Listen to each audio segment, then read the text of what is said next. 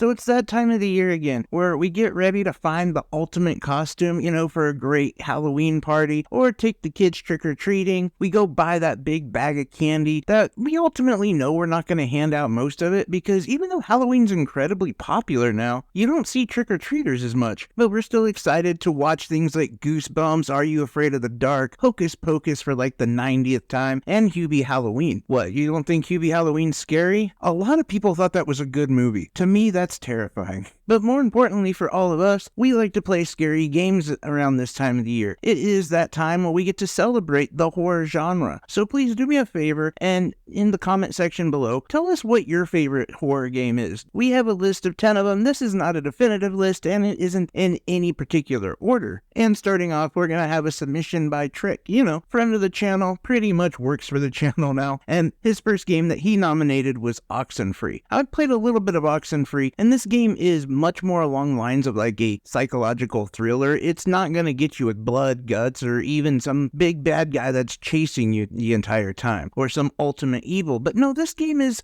more about creepy events, the supernatural, things like that. And in this game, you play as Alex, a teenage girl who's on a weekend trip to a local island. After seemingly supernatural events occur, Alex and her friends must unravel the secrets of the island. And this island is no stranger to creepy things like radio waves causing supernatural events to occur. Some of your friends may become possessed by ghosts. You might experience time loops. All of these await you in Oxenfree. And if you really like Oxenfree, which is usually a rather cheap game to pick up, you can also pick up Oxenfree 2. I haven't played that game yet, but I've heard really good things. And next on our list comes to us from JP at Good Talk HQ. His submission is Alien Isolation, and I think that this game is like the OG horror game of the Nintendo Switch. Not only was it one of those impossible ports that people were incredibly surprised how good it looked and how well it ran on the Switch, but this is also one of those games that dropped to little to no fanfare, and over time it really picked up a lot of momentum when people realized just how good this game is. So in this game, you play as Amanda Ripley. You are trying to solve the mystery of the disappearance of your mother, Ellen. You see, your mom went out to space and promised that she would be back on your 11th birthday, but she never showed up. 15 years later, Amanda Ripley learns that the flight recorder from your mother's ship has been recovered. Amanda decides to enter a space station to finally solve the mystery of her mother's whereabouts,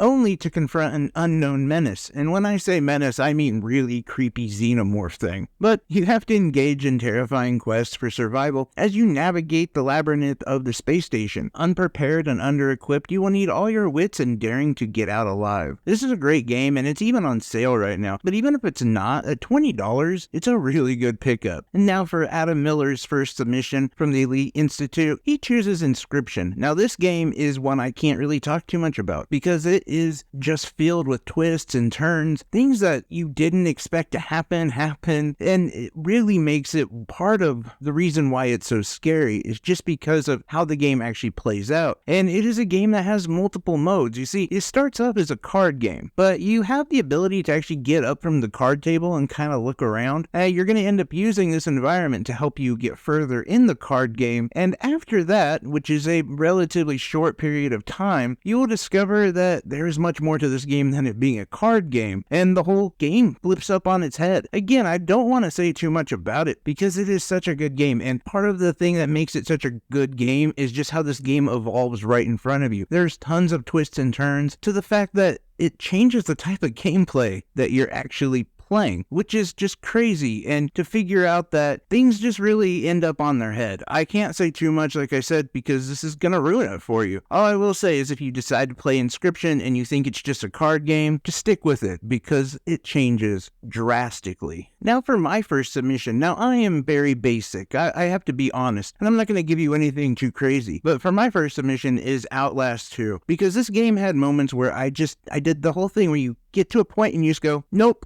and you just turn off of the game. What you're required to do is just too terrifying, too scary, and you don't want to deal with it right now. I had many of those nope type situations with this game, and in this game, you actually play as a cameraman named Blake Langerman, along with his wife Lynn, a journalist roaming the Arizona desert to explore the murder of a pregnant woman, only known as Jane Doe. Both get separated in a helicopter crash, and Blake has to find his wife while traveling through a village inhabited by deranged individuals individuals who are part of some cult that believes that the end of days are upon us. This is a first-person type game with just some incredible amounts of difficulty and gore. I really enjoyed it when I did actually play it, which was only during the day around a lot of people. Anyway, for Adam's next pick, he goes with a game called Signalis or Signalis. I don't know how to pronounce it. I think it's Signalis. This game, if you've heard of it, is incredibly popular. It is like everyone's favorite indie darling of last year. And this game well outperformed any expectations it had. And it's funny because getting ready to do this, I actually decided that I'm going to get it because I haven't played it yet. Now, Signalis is set in a dystopian future where humanity has colonized the solar system, and the totalitarian regime of Usan maintains an iron grip through aggressive surveillance and propaganda. Humanoid androids known as replicas live among the populace, acting as workers, civil servants, and protectors, alongside the citizens they are designed to resemble. The story of Signalis begins as a replica named Elster awakens from cryostasis in a wrecked vessel. Now stranded on a cold planet, she sets out on a journey into the depths of the unknown. Alright, so I'm gonna be honest, that game doesn't actually sound scary, but I've got to play it to check it out. I guess reading a synopsis is probably not as good as actually playing some of it, but it does sound really good, so I'm actually excited to check that one out. Anyway, on to another game I haven't played, this one chosen by Trick. It's called Layers of Fear 2. With an emphasis on exploration and storytelling, Layers of Fear 2 puts you in the center of the scene. You are not just in character, you are the character.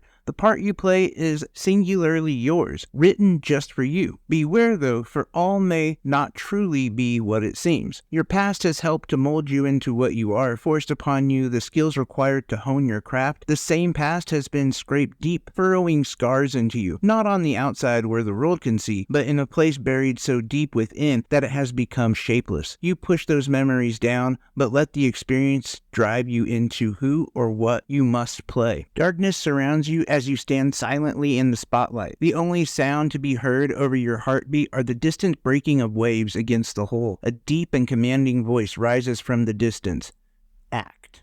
Now, I have no freaking clue what this game is about. I've tried figuring it out. I tried watching the demo. Didn't really make a lot of sense, but I will say, the game looks creepy as hell, so could be a good pickup, and it's actually on a deep discount right now, 85% off. So it's $4.49 down from $29.99. So quite a big discount, and you can pick it up and actually discover what this game's about. Alright, so for another one of my basic picks, Five Nights at Freddy's. I know, FNAF, not that again. It's so old, out of date. Although, Security Breach did just release about a couple months ago, and that's actually a really good game. I haven't played it on the Switch, I did play it on the PS5, but everything I've seen from the Switch performance is pretty good, and you have some really good characters in this one. I actually really liked watching my son play Security Breach, and it's one of the only Five Nights at Freddy's games that I can say I truly enjoyed some aspect of, because I've tried to play the original games, and I don't know, I just didn't really get it. Like, you're supposed to control doors and electricity and protect yourself from these animatronics, although I'd like to point out the fact that you're protecting yourself from the animatronics if you weren't the night security guard, which you're not doing anything else. Like, you're not being a night security guard for any other purpose other than just avoiding being killed. So, like, your actual role in the game is moot. Like, you don't even need to be in there. Then, you know, because you're not going to stop these animatronics. You don't fight them. I don't know, that's all I'm saying. Like, it doesn't make sense, but Security Breach is a really fun game, and it really puts you in a different perspective. Like, all this time, Freddy is a bad guy, but in Security Breach, Freddy's actually kind of a good guy. It's a pretty fun game, actually. And listen, with the movie coming out on Peacock, it's a good time just to play some Five Nights at Freddy's. Original or Security Breach, but I will say, you can get the original entire collection at Walmart for $19.99, and you can have all the games on the same cart, and you have a physical copy. I don't know, for me, that just means more. Especially if I'm gonna already, pay the $20 or whatever for it. Just nicer to have it that way. And to be clear, I don't know if all the games are actually on the cartridge or you have to download. I wouldn't be surprised if you download, even though I imagine these things are really tiny. Alright, next on my list is another basic game that you could just expect from me. That's Luigi's Mansion 3. Now listen, I know it's not scary, but it is a good game, a good Halloween game. It's one of the best looking Switch games. It performs great. Ultimately, it's just almost like charming, cozy, funny, and yet has a touch of spookiness to it. Ultimately, I really love Luigi's Mansion 3. It's a game I haven't beaten. I have played a lot of it and I'm towards the end. But that was part of my Halloween resolution this year, was to finally beat Luigi's Mansion 3, especially during this wonderful time of the year. But ultimately, I really love this game. It's just great. And it's one of those series that I kind of written off before I even played it. I thought it was just way too accessible and kid-friendly, and it wouldn't really be that fun to me. And so I'm really glad that I did actually play it. Definitely worth your time. It's a little expensive though, so you might try to wait for a sale or something. I don't know. Nintendo is so proud of their products. They rarely go on sale. Alright, and on to another game that I haven't played, as this is Adam Miller's final pick. Do me a favor, check out his website at theeliteinstitute.net. Great reviewer, great writer. Anyway, his final pick is a really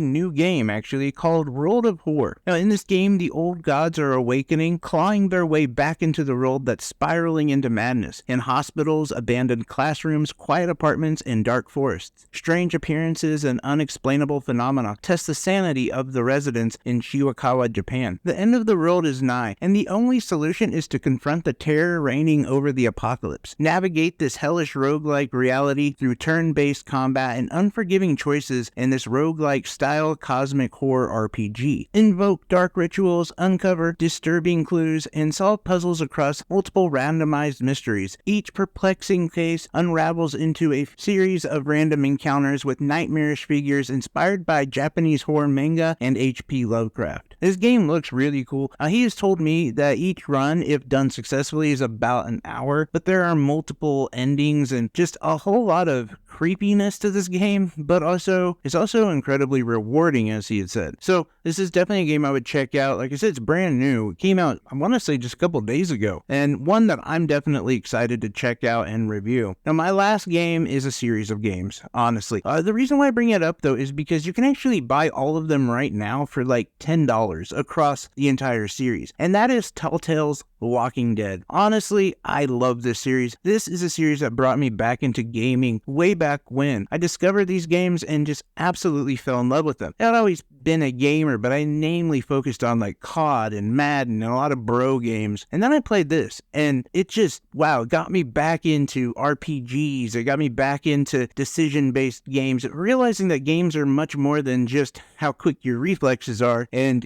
talking trash online. But I absolutely adored the first game in the series, where you play as Lee, a convicted criminal who has been given a second chance at life in a world devastated by the undead. With corpses returning to life and survivors stopping at nothing to maintain their own safety, protecting an orphaned girl by the name of Clementine may offer him redemption in a world gone to hell. Now, yes, I did read that off just real quick because I remember playing the entire series, and the thing is, there is no easy decisions in this game. You run into a lot of different characters in the first game, the second game, and even the last one, and all of them have their own narrative, their own agenda. Organically, you'll form groups, and there'll be fighting amongst different members of the groups. You have to choose sides. You have to choose the best way to decide how to handle going into a building, How are we not going to get killed? And at the same time, you're really trying to just take care of this little girl named Clementine during all of this undead chaos that's unfolding before you.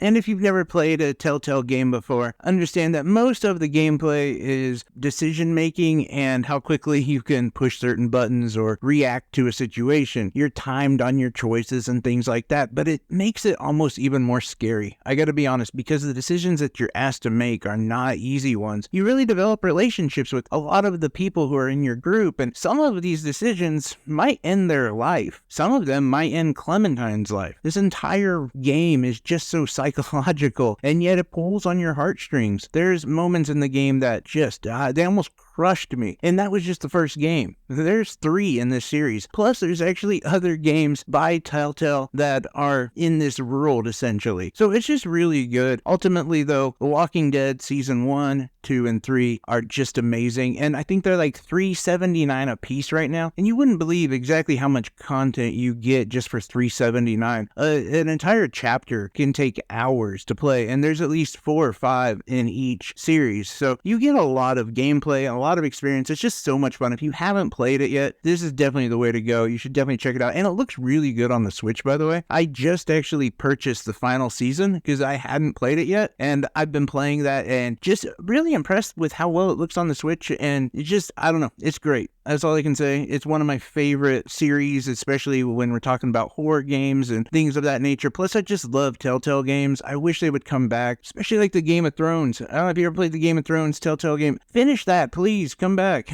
Anyway, I digress. I appreciate each and every one of you guys. Thank you so much for checking us out. I know it's kind of a long video, but wanted to do something special for Halloween. We got a lot of reviews coming up. Dave the Diver should be released on Monday. Been really, really excited about playing that game. It's been a lot of fun. Also, a game that's kind of creepy at times. Anyway, take care, everyone. Love y'all. Bye-bye.